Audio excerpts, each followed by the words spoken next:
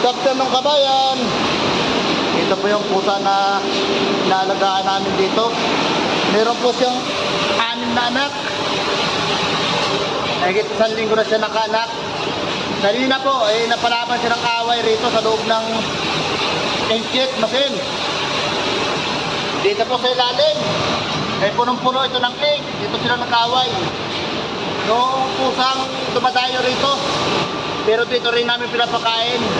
Yung pusa na yun ay bagong anak din. Ayan po siya, ang mukha puro ink, pati yung mga paa.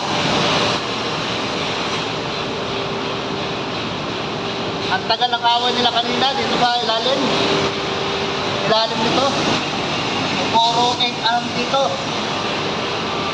Yan yung mga ink. Pinaliguan ko sa kanina, hindi pa rin natanggal. Inilipat na yung kanyang mga anak.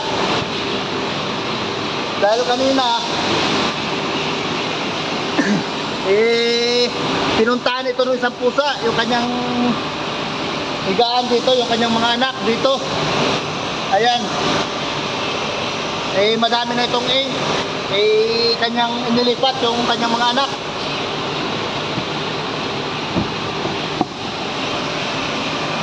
Yan po siya, natutulog sa karton na yan kasama yung kanyang mga anak. Madumi na dahil nga ang daming inilipat niya. Ito ako ngayon sa loob ng inkjet room. Ito yung mga machine.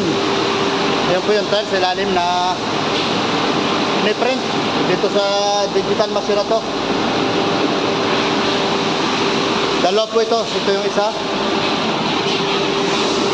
Tumatakbo po rito ay 60 by 120. Ayan yung kanyang design.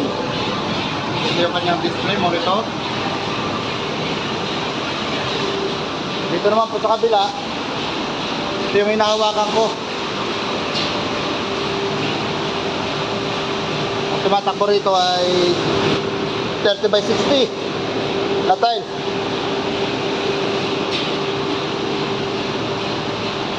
Hanapan dumarating na tayo.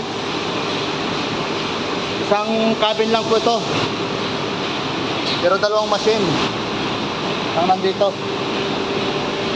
Ayan siya yung kanyang design.